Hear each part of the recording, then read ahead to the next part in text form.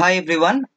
তো আজকে আমরা শুরু করতে চলেছি হচ্ছে আমাদের ফোর্থ সেমিস্টার ট্রেড থিওরি। ঠিক আছে, তো এনএসকিউএফ লেভেল 5 এর ফোর্থ সেমিস্টারের বই থিওরি।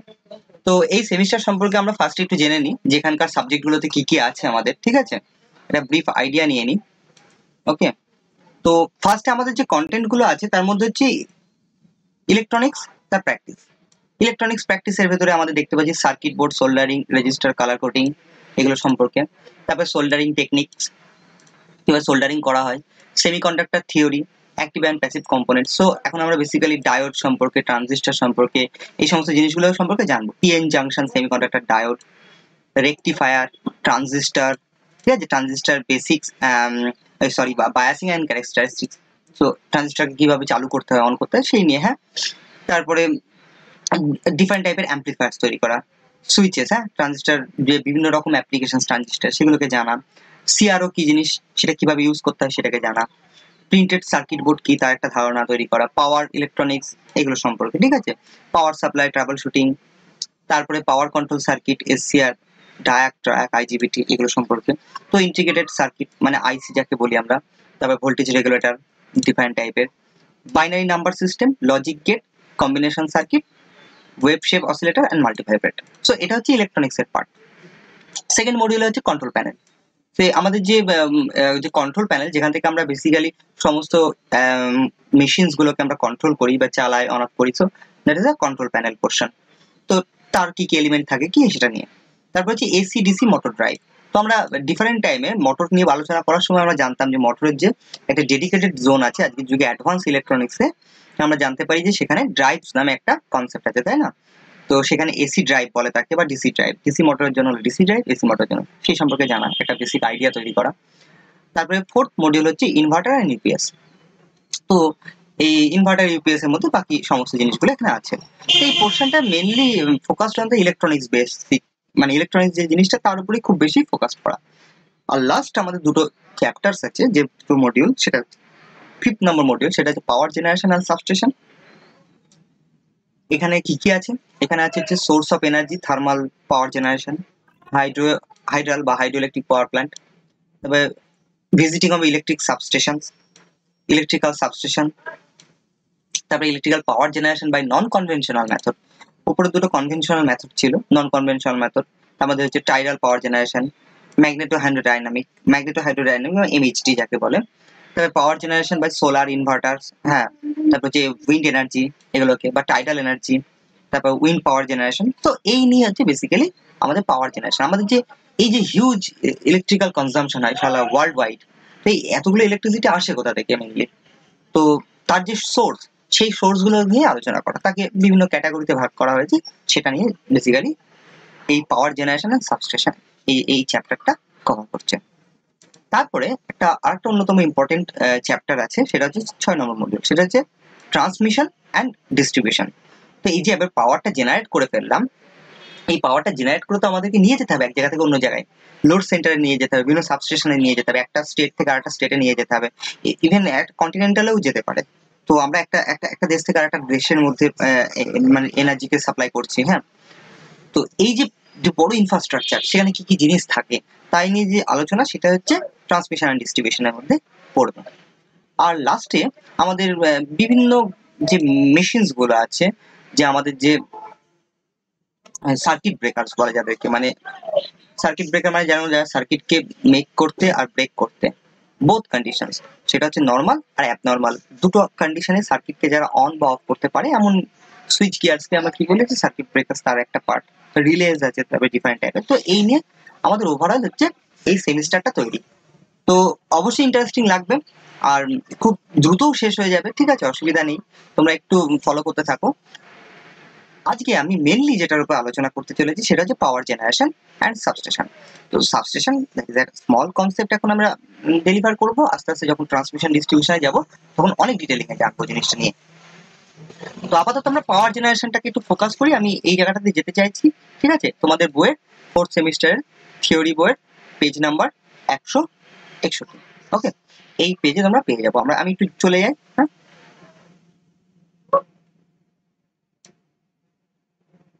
তো দেখো, আমি আলটিমেট চলে এসেছি। 161 নম্বর পেজে, সেখানে পাওয়ার জেনারেশন অ্যান্ড সাবস্টেশন। ঠিক আছে, তো অবজেক্টিভ কি আমাদের এইটা পড়াশোনাটা করার, তার হচ্ছে মেইনলি হচ্ছে explain conventional and non conventional energy source.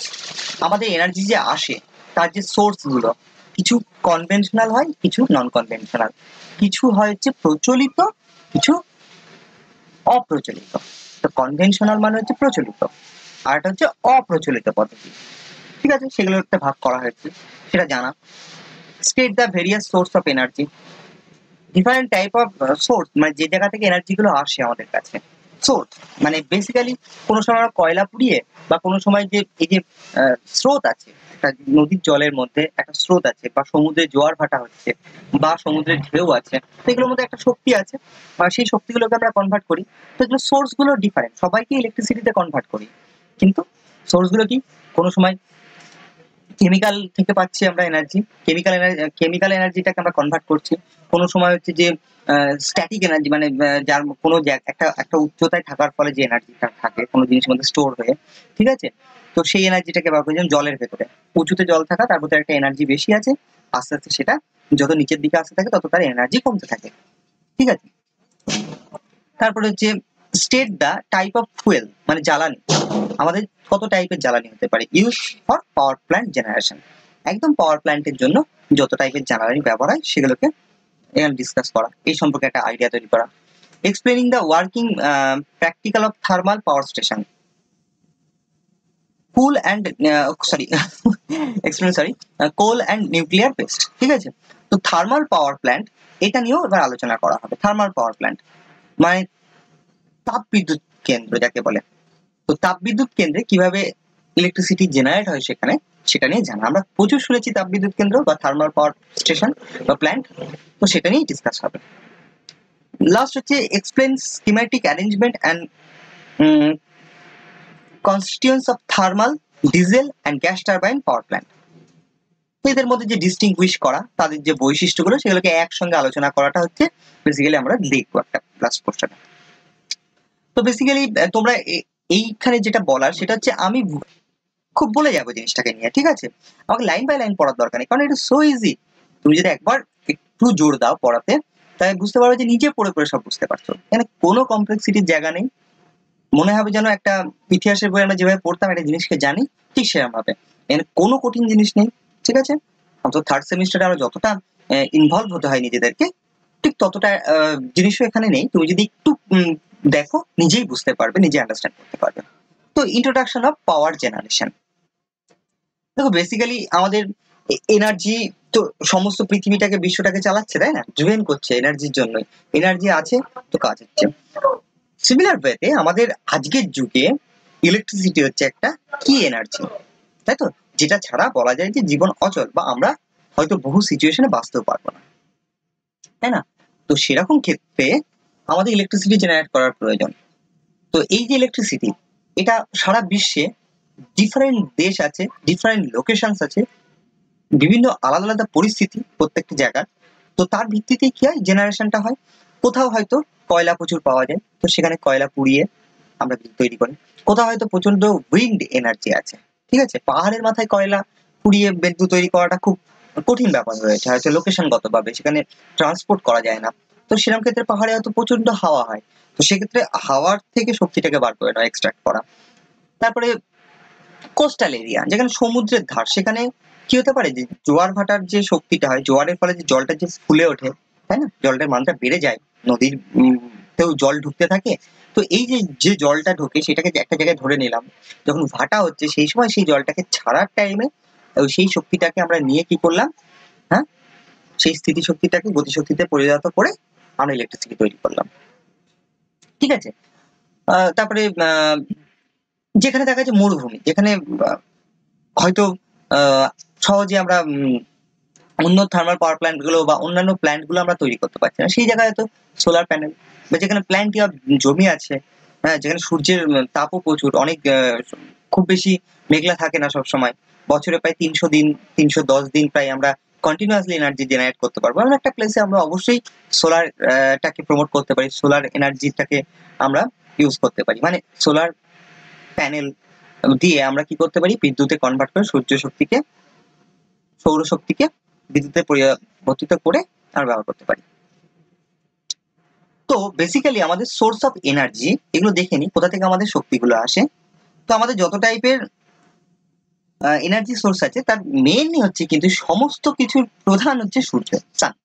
এটা মনে রাখবে যে যত টাইপের শক্তি আজকে আমরা বলছি, এই সমস্ত শক্তির মেন উৎস হচ্ছে সূর্য। সূর্য থেকে এসেছে কোনো না কোনো আলাদা রূপে, সেটাকে আমরা পাচ্ছি। ডাইরেক্টলি সূর্য থেকে ডাইরেক্ট পেতে পারি, যেটা সূর্য থেকে আসে, তাই না? তো গরমকালে আমরা যদি বাইরে থাকি, প্রচন্ড গরম হয়ে যায় সবকিছু, তাই না? আমরা জানি সূর্য থেকে। ইভেন শীতকালেও যখন সূর্য ওঠে তখন আস্তে আস্তে সবকিছু গরম হতে থাকে, তাই না? তো স্বাভাবিক মেন প্রাইমারি সোর্স কিন্তু সান। সিমিলার ওয়েতে উইন্ড এনার্জি, উইন্ডের থেকেও আমরা এনার্জিকে হারভেস্ট করতে পারি। এখানেও এই যে উইন্ড যে প্রবাহিত হচ্ছে, এরও একটা কজ কিন্তু অবশ্যই সান, সূর্য আছে বলে কিন্তু আজ উইন্ড গুলো প্রবাহিত হচ্ছে, ঠিক আছে? তারপরে ওয়াটারের থেকে শক্তি, মানে বেসিক্যালি জল থেকে বিদ্যুৎ তৈরি করা না, বলছি জলবিদ্যুৎ। সেটা কেমন, মানে জল যে প্রবাহিত হচ্ছে নদীর মধ্যে দিয়ে, হ্যাঁ, তো সেখানে বড় বড় যে ড্যাম গুলো আছে বা জলপ্রপাত গুলো আছে, সেখান থেকে ফলস বলা হয় যাকে, তাই না? ওয়াটার ফলস, মানে যেখান থেকে জল উঁচু থেকে নিচুতে পড়ে আর কি। সেই রকম জায়গায় আমরা কি করতে পারি, জলের মধ্যে থাকা যে স্থিতিশক্তি সেটা গতিশক্তিতে কনভার্ট হচ্ছে। তো সেই গতিশক্তিটাকে আমরা হারভেস্ট করে আমরা ইলেকট্রিক্যাল শক্তিতে কনভার্ট করি। তো তার জন্য বলেছে ওয়াটার। এখানেও দেখো জল যে দিয়ে প্রবাহিত হচ্ছে, সবকিছু হচ্ছে, সমস্ত নদীগুলোর মধ্যে জল যাচ্ছে, তারও কারণ কিন্তু সান, সূর্য। এবার ডিফারেন্ট টাইপের জ্বালানি, ফুয়েল। ফুয়েল মানে জ্বালানি, কেমন টাইপের, সেটা কয়লা হতে পারে, সেটা হচ্ছে ডিজেল হতে পারে, পেট্রোল হতে পারে, কেরোসিন হতে পারে, ঠিক আছে, উড হতে পারে ইভেন, ঠিক আছে, কাঠ। তো এইরকম যে জ্বালানি, সেই জ্বালানিগুলো ব্যবহার করে বিদ্যুৎ তৈরি করা। যদিও কাঠ এখানে কোনো সিগনিফিক্যান্ট পার্ট ভূমিকা নেয় না আমাদের ক্ষেত্রে, কিন্তু পসিবল, এটা সম্ভব। তুষকে জ্বালিয়ে অনেক সময় পাট কাঠিকে ছোট ছোট করে পিস করে, হ্যাঁ, সেগুলোকে জ্বালিয়েও আমরা কিন্তু পাওয়ার প্ল্যান্ট তৈরি করতে পারি। পারি না এমন নয়, ফুয়েল রূপে সেগুলো কাজ করতে পারে। কিন্তু মেন যে ফুয়েল আমাদের আজকে জ্বালানি রূপে ব্যবহার হয়, সেটা হচ্ছে কি, এখানে কয়লা, তারপর হচ্ছে তেজস্ক্রিয় পদার্থ যেমন ইউরেনিয়াম, সেটা একটা জ্বালানি রূপে ব্যবহার হয় এমন একটা জিনিস, ডিজেল, কেরোসিন, পেট্রোল। তো এগুলোর উপর বেস করে আমাদের হচ্ছে অজস্র থার্মাল পাওয়ার প্ল্যান্ট চলছে। তারপরে হচ্ছে নিউক্লিয়ার এনার্জি। নিউক্লিয়ার মানে হচ্ছে জানি একটা কম্পোনেন্ট এলিমেন্ট বা ম্যাটারকে ভাঙতে ভাঙতে যে সবচেয়ে ছোট একটা অংশে চলে যায়, সেটাকে অ্যাটম বলে, তাই না? তো অ্যাটমের ভেতরে নিউক্লিয়াস থাকে। তো নিউক্লিয়াস যখন ভেঙে ভেঙে যেতে থাকে, ভেঙে অন্য ম্যাটেরিয়ালে কনভার্ট হতে থাকে, একটা ম্যাটেরিয়াল আলাদা ডিফারেন্ট ম্যাটেরিয়ালে কনভার্ট হচ্ছে। উদাহরণটা কেমন হয় বলি, যে মনে করো একটা সোনা, সেটা আস্তে আস্তে পাল্টে পাল্টে রূপোয় পরিণত হচ্ছে দিন দিন, ঠিক আছে? তো এরকম একটা চেঞ্জেস হয়, যেরকম ইউরেনিয়াম পাল্টাতে পাল্টাতে পাল্টাতে পাল্টাতে ডিফারেন্ট ম্যাটেরিয়াল হতে হতে হতে হতে সেটা কিসের দ্বারা লাস্টে লেডে পরিণত হয়ে যায়। তো এই যে সময়টা, এই সময় সেখান থেকে কি একটা শক্তি মানে বেরোয়, ঠিক আছে, এই পরিবর্তনের সময়। তো সেটাকে আমরা বেসিক্যালি নিউক্লিয়ার এনার্জি বলি। তো সেই শক্তিটাকে ব্যবহার করে আমরা কি করছি, বিদ্যুৎ তৈরি করছি। তো তাকে কি বলবো আমরা, নিউক্লিয়ার থার্মাল পাওয়ার প্ল্যান্ট। ওটা একটা তাপ বিদ্যুৎ কেন্দ্র, কিন্তু ওখানে জ্বালানি রূপে কয়লা ব্যবহার না হয়ে সেখানে কি নিউক্লিয়ার এনার্জিকে ব্যবহার করা হয়। আর আমাদের অন্য একটা শক্তি, সেটা হচ্ছে টাইডাল এনার্জি, ঠিক আছে, সেটা হচ্ছে জোয়ার ভাটা। সো জোয়ার ভাটা, এই যে চাঁদ যে আমাদের পৃথিবীকে প্রদক্ষিণ করছে, ঠিক আছে, এই প্রদক্ষিণের ফলেই কি হয়, আমাদের ক্ষেত্রে প্রত্যেকদিন একবার করে কি হয়, আমাদের জোয়ার হয়, একবার করে ভাটা হয়, ঠিক আছে? তো এই যে জোয়ার ভাটা, এই সময় জলের স্ফীতি ঘটে, জল আয়তনে বেড়ে যাচ্ছে, বড় হয়ে যাচ্ছে, বা একটা দিক থেকে পৃথিবীর গোলকের একদিকে জল, যেদিকে চাঁদ আছে সেদিকে জলটাকে বেশি করে টেনে নিচ্ছে, ফলে সেই জায়গায় জল বেশি হয়ে যাচ্ছে। অন্যান্য দুপাশের দিকে কি হচ্ছে, অপোজিট দিকগুলোতে কি হচ্ছে, সেখানে জলের মান কমে যাচ্ছে, তাই তো? তো এইরকম একটা ক্ষেত্রে এটা প্রতিদিনই এটা হতে থাকে, ঠিক আছে?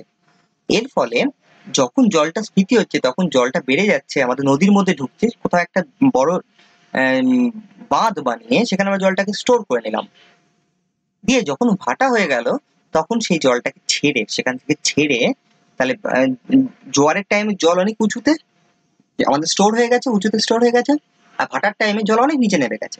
সেই উঁচুর জলটাকে যখন নিচে ছাড়ছি তখন ওই উঁচুর জলের মধ্যে থাকা স্থিতি শক্তিটা গতিশক্তিতে পরিণত হচ্ছে, আর সেই গতিশক্তিটাকে ব্যবহার করে আমরা বিভিন্ন টাইপের টারবাইন চালাচ্ছি, ওয়াটার টারবাইন। ঠিক আছে, বিভিন্ন টাইপের ওয়াটার টারবাইনকে চালিয়ে কি করছি, সেখান থেকে আমাদের অল্টারনেটরকে চালাচ্ছি।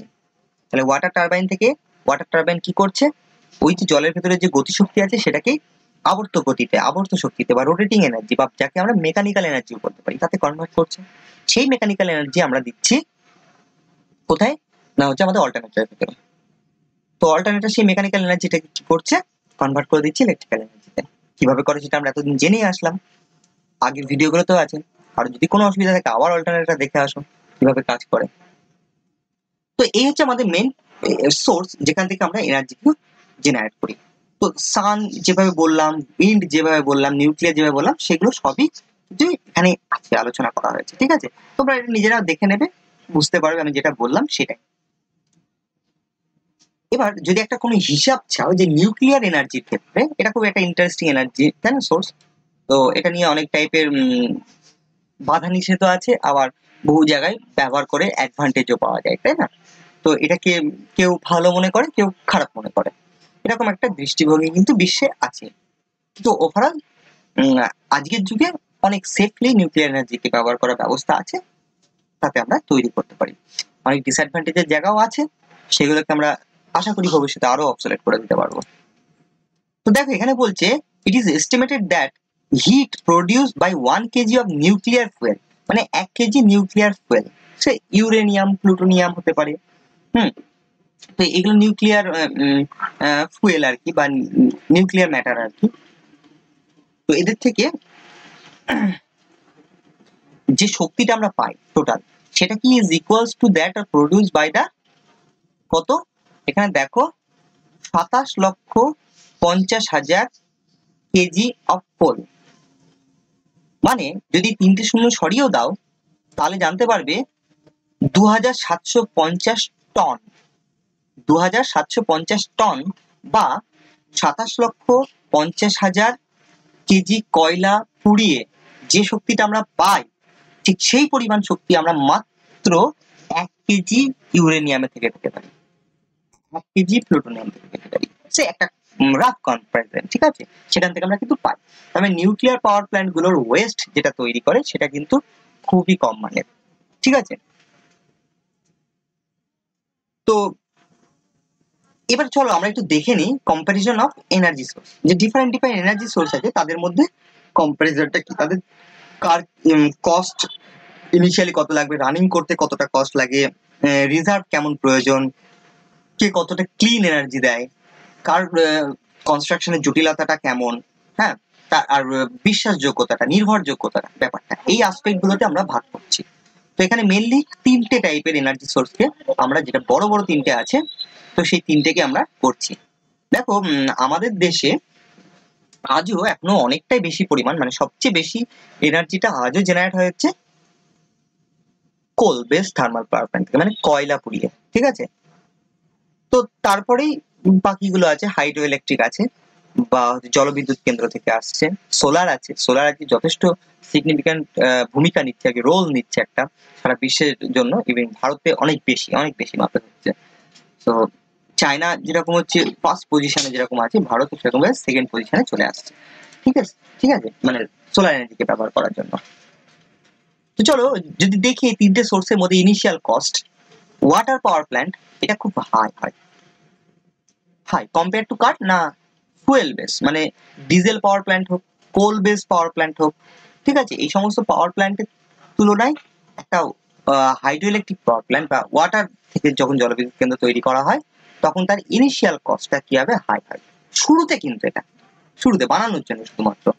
আর সেই জায়গায় নিউক্লিয়ার এনার্জি যেটা, সেটার ক্ষেত্রে হাইয়েস্ট, মানে তার থেকেও বেশি, মানে সবচেয়ে বেশি খরচ হচ্ছে কিন্তু এখানে টাকাটা, নিউক্লিয়ার এনার্জি যে জন্য, যে নিউক্লিয়ার থার্মাল পাওয়ার প্ল্যান্ট, যেটা বলে নিউক্লিয়ার থার্মাল পাওয়ার প্ল্যান্ট, সেখানে তার একটা তৈরি করতে হাইয়েস্ট কি হয়, কস্ট লাগে, কারণ অনেক রকম ফ্যাক্টরস আছে, সেফটি প্রোটোকলস আছে, এরকম ইকুইপমেন্ট, মেশিনারিজ, অনেক ব্যাপার আছে, তার জন্য কিন্তু খরচটা তৈরি হয়। রানিং কস্ট, রানিং এর জন্য যে কস্ট, মানে একটা এবার অপারেশনে আছে, সেই সময় প্রত্যেক দিন যে খরচটা হচ্ছে তার ভিত্তিতে তার যে রানিং কস্ট। ওয়াটারের ক্ষেত্রে লেস, ভেরি লেস, কারণ জল ফ্রি অফ কস্টে আমরা পাই। এটা মনে রাখবে যে ওয়াটার পাওয়ার প্ল্যান্টে যেখানে আমরা ইনস্টল করি না কারণ জল কিন্তু আমাদের কিনতে হয় না, জলটা উপর থেকে নিচে যাচ্ছে বা প্রবাহিত হচ্ছে, সেই জলটাকে আমরা তার থেকে শক্তিটা বার করে নিচ্ছি, সো লেস হয়ে যায়। তাই শুরুতে এর বানাতে খরচ বেশি হয়, কিন্তু রানিং এ অনেক কম খরচ হয়। ঠিক আছে, ফসিল ফুয়েলের ক্ষেত্রে বা ফুয়েলের ক্ষেত্রে সেক্ষেত্রে হচ্ছে মেনলি সব ফুয়েল গুলো ফসিল থেকেই আছে, তো ফসিল ফুয়েল ক্ষেত্রে শুরুতে কস্ট কম পড়ে, বাট রানিং এ অনেক বেশি টাকা লাগে। ঠিক আছে, অনেক বেশি টাকা লাগে, কারণ কয়লা সমানে কিনে যেতে হয়, টন টন টন টন কয়লা প্রায় প্রতি ঘন্টায় ঘন্টায় চলে যায় একটা থার্মাল পাওয়ার প্ল্যান্টে। বড় বড় তো টনে টনে প্রচুর টন কয়লা লেগে যায় আর কি একটা ঘন্টাতেই। ঠিক আছে, তো এত বেশি লাগে, তাহলে তুমি হিসাবই করতে পারছো সেখানে সারাটা দিনে, সেভাবে একটা মাস একটা বছর চলতে গেলে কত বেশি জ্বালানির প্রয়োজন। সেই জায়গায় নিউক্লিয়ার যদি দেখো, নিউক্লিয়ারটা কি হয়, শুরুতে তো অনেক বেশি কস্ট লাগে, বাট রানিং এ অনেক কম খরচ, লিস্ট খরচ, খুব কম খরচ হয়। শুধু ওই এর ক্ষেত্রে যে নিউক্লিয়ার জ্বালানি সেটা জোগাড় করতে হয়, আর কিছু সফিস্টিকেট মানুষ লাগে যাদেরকে কন্টিনিউয়াসলি কি করতে হয়, রাখতে হয় সুপারভিশনে। তো সেই জন্য যা খরচগুলো। রিজার্ভ, রিজার্ভের কেমন প্রয়োজন? রিজার্ভ মানে একটা সঞ্চয় করে রাখা কতটা পরিমাণ প্রত্যেক এনার্জির জন্য। তো ওয়াটার পাওয়ার প্ল্যান্টের ক্ষেত্রে এটা পার্মানেন্ট, রিজার্ভ যেটা থাকে সেটা হচ্ছে পার্মানেন্ট। ধরো একটা বিশাল জলাধারকে বানানো তৈরি করা হয়েছে, সেখানে ড্যাম যাকে বলে, সেই ড্যামের মধ্যে জলগুলো আটকে আছে, তো বিভিন্ন সময় হিসেবে জল হাইট কম বেশি হয়, কিন্তু ওখানে একটা জল পার্মানেন্টলি স্টোর থাকে। ঠিক আছে, তো যেটাকে ইউজও করা হয়, যে জলটা আসছে সেটাকে ইউজও করা হচ্ছে, কিন্তু একটা জল পরে ওখানে থেকেই যাচ্ছে। আর অবশ্যই বিভিন্ন সময় হিসেবে তার একটা ক্যাপাসিটি কম বেশি হতেই পারে, কিন্তু এটা পার্মানেন্ট। আর এখানে ফুয়েল এই ধরনের ক্ষেত্রে এক্সস্টেবল, যেটা হচ্ছে নিঃশেষিত হয়ে যাচ্ছে দিন দিন, এটা আস্তে আস্তে আস্তে আস্তে শেষ হয়ে যাচ্ছে। আর এই ক্ষেত্রে ইনএক্সস্টেবল, যেটা হচ্ছে নির্গত হয়ে যাচ্ছে না আস্তে আস্তে, মানে সম্পূর্ণরূপে শেষ হয়ে যাচ্ছে না। ঠিক আছে, এরকম হচ্ছে একটা ব্যাপার। আচ্ছা, ক্লিনলিনেস, পরিষ্কার পরিচ্ছন্নতার দিকে ওয়াটার পাওয়ার প্ল্যান্ট ক্লিনেস্ট, পরিষ্কার। ঠিক আছে, ফুয়েলের ক্ষেত্রে যে ডিজেল পাওয়ার প্ল্যান্ট হয়, সেটা যদি থার্মালের মধ্যে যদি কোল বেসড মানে কয়লাকে ব্যবহার করে যদি হয়, সেই ক্ষেত্রে কিন্তু ডার্টিয়েস্ট, ডার্টিয়েস্ট সবচেয়ে জঘন্য আর কি যদি বলা যায়, সেটা হচ্ছে কয়লা থেকে বিদ্যুৎ তৈরি করা। ঠিক আছে, তো ফুয়েলকে ব্যবহার করে এত বেশি ধুয়ো তৈরি করবে, এত বেশি ছাই তৈরি করে, তারপরে নয়েজি, সব দিক থেকে দেখতে গেলে কি হয় না, এটা খুবই কিন্তু ডার্টিয়েস্ট। আর ক্লিন বলতে গেলে নিউক্লিয়ার এনার্জি, কারণ এই ক্ষেত্রে বাই প্রোডাক্ট সেইভাবে নেই, যেটুকু আছে সেটা একদম সেফলি স্টোর করা হয়, এনভায়রনমেন্টের মধ্যে সহজে কিছু মিশিয়ে দেওয়া হয় না, যদি এক্সেপ্ট কোনো দুর্ঘটনার ফলে যদি মিশে যায় তাহলে যেতে পারে, বা মানুষের ভুলের জন্য, মিস হ্যান্ডেলিং এর জন্য যদি হয় সেটা হতে পারে। ঠিক আছে, গুড গভর্নেন্স না থাকার জন্য হতে পারে, আদারওয়াইজ এটা ক্লিন। সিম্পলিসিটি, যদি সিম্পলিসিটির দিক থেকে দেখো তাহলে ওয়াটার পাওয়ার প্ল্যান্ট খুবই সিম্পল, এর আইডিয়া কনসেপ্ট তৈরি করা সিম্পলি, কনস্ট্রাকশনের খরচ বেশি হয় but simple. Fuel base power plant তৈরি করতে হবে কমপ্লেক্স, অবশ্যই এটা কমপ্লেক্স, কারণ এখানে অনেক টাইপের মেশিনারিজ, ইকুইপমেন্ট, কম্পোনেন্ট সব প্রয়োজন পড়ে, অনেক টাইপের জোন আছে সেখানে, তাই না? তো এটা কমপ্লেক্স হয়। আর যদি নিউক্লিয়ারের ক্ষেত্রে দেখো তাহলে মোস্ট কমপ্লেক্স এটা তৈরি করাটা, মানে বহু দেশ নিজেই পারে না এটা করতে, লিমিটেড কিছু দেশ এটাকে অপারেশন করে, তাদের ক্ষমতা আছে এরকম জিনিসকে তৈরি করার। ঠিক আছে, তো এর জন্য মোস্ট কমপ্লেক্স নিউক্লিয়ারের ক্ষেত্রে। রিলায়েবিলিটি, তো রিলায়েবিলিটির দিক থেকে দেখতে গেলে দেখবে যে ওয়াটার বেস যেটা আছে সেটা অনেক বেশি রিলায়েবল, মোস্ট রিলায়েবল, মোস্ট একদম।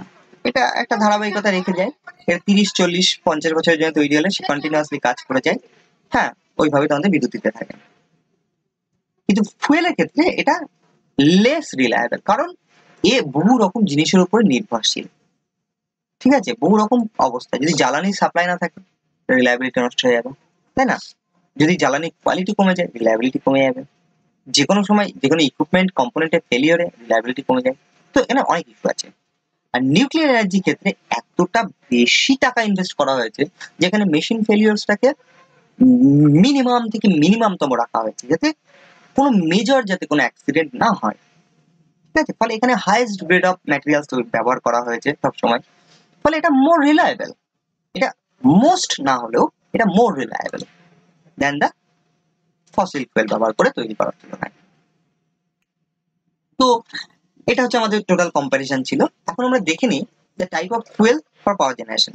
যে টাইপের ফুয়েল বা জ্বালানিকে ব্যবহার করা হয়, দেখো ফুয়েলকে হচ্ছে সলিড ফুয়েল, লিকুইড ফুয়েল আর হচ্ছে গ্যাসিয়াস ফুয়েল, তিন রকম অবস্থাতেই ফুয়েল আসতে পারে। তো সলিড ফুয়েলের ক্ষেত্রে অবশ্যই আমরা জানি হচ্ছে ন্যাচারালি আর একটা আর্টিফিশিয়ালি সলিড ফুয়েল আসতে পারে। ন্যাচারালির ক্ষেত্রে কি হতে পারে, উড হতে পারে, কয়লা হতে পারে, তাই না? তারপরে হচ্ছে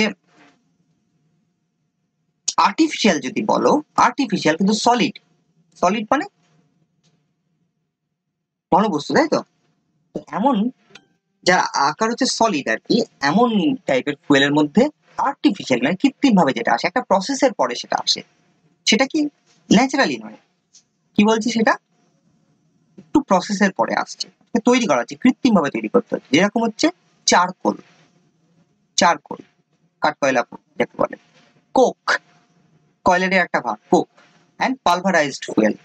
পালভারাইজড ফুয়েল মানে হচ্ছে পাউডারের মতন করে ফেলা হচ্ছে, একদম কয়লাকে গুঁড়ো করে পেস্ট করে একদম পাউডার তৈরি করে ফেলা হচ্ছে, এটা সলিড আকারে আছে। ঠিক আছে, এমন একটা প্রসেস করে তৈরি করা হয়, যেটা একটা আর্টিফিশিয়াল ফুয়েলের মধ্যে বলছে পালভারাইজড। অ্যাকচুয়ালি পালভারাইজড কোল বলে থাকে, বা পালভারাইজড কোল ইউজড অ্যাজ এ ফুয়েল। ঠিক আছে, মানে কয়লাকে ডাইরেক্টলি নিয়ে গিয়ে সে আমাদের উনুনে যেভাবে দিয়ে দিতাম বা দোকানে যেভাবে কয়লা দিয়ে দেওয়া হয় সেরকম নয়। থার্মাল পাওয়ার প্ল্যান্টে কি করা হয়, কয়লাকে নিয়ে গিয়ে প্রসেস করা হয়, সেখানে গিয়ে ক্রাশার দিয়ে ক্রাশ করা হয়, তারপরে পালভারাইজ মিল আছে, সেখানে গিয়ে একদম পাউডারের মতন একটা ইয়েতে, মানে আটা আটা ময়দা যেরকম হয়ে যায় সেরকম একটা লেভেলে নিয়ে আসা কয়লাকে গুঁড়ো করে একদম দিয়ে সেইটাকে দেওয়া হচ্ছে জ্বলার জন্য, তাতে তাপন মূল্যটা অনেক বেশি পাওয়া যায়, অনেক ভালোভাবে জ্বলে।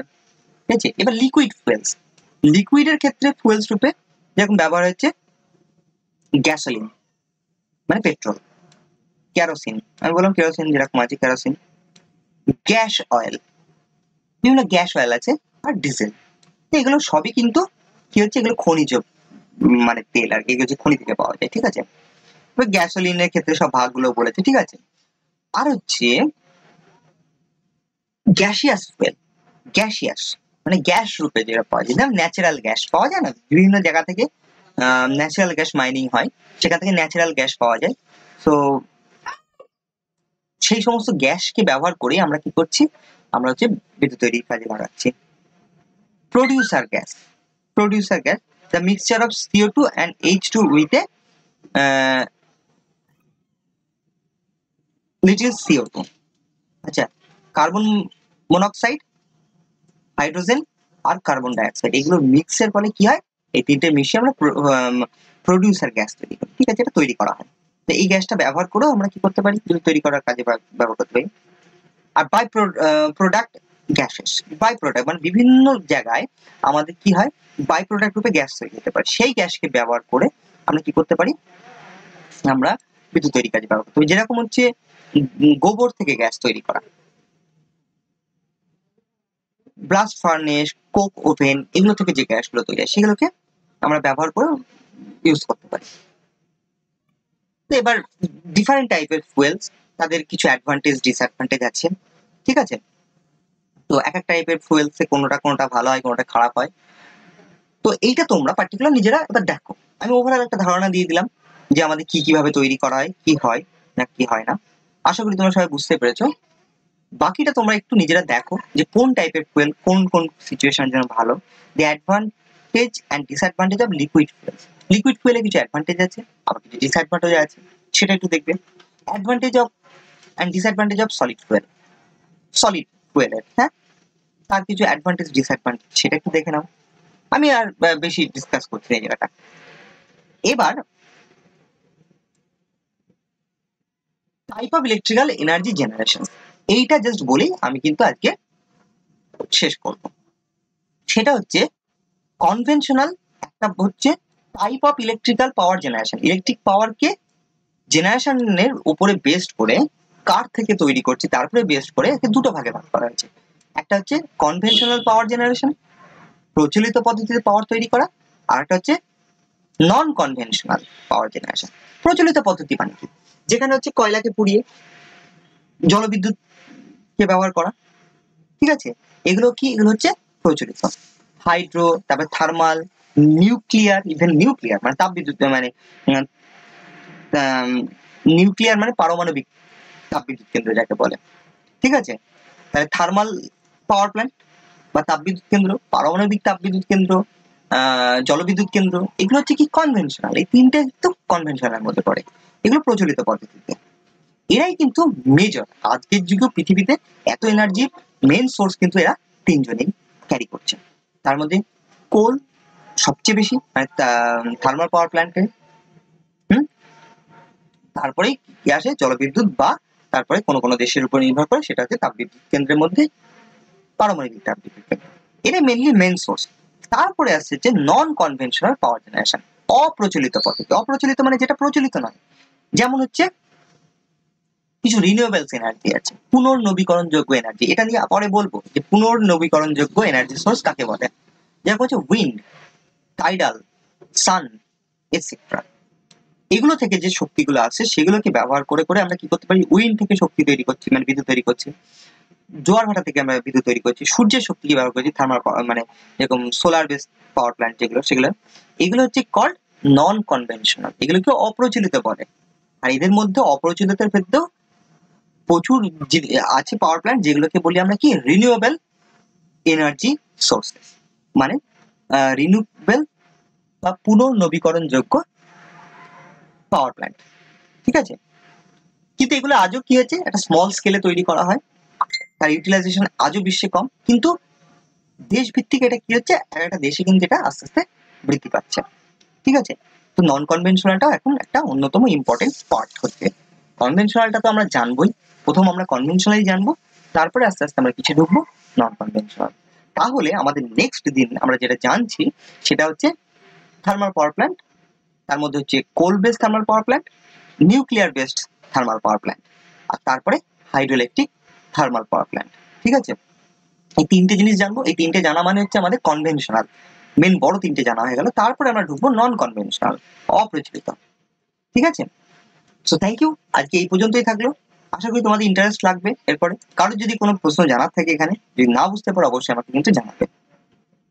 তো এই পর্যন্ত রাখলাম, থ্যাংক ইউ।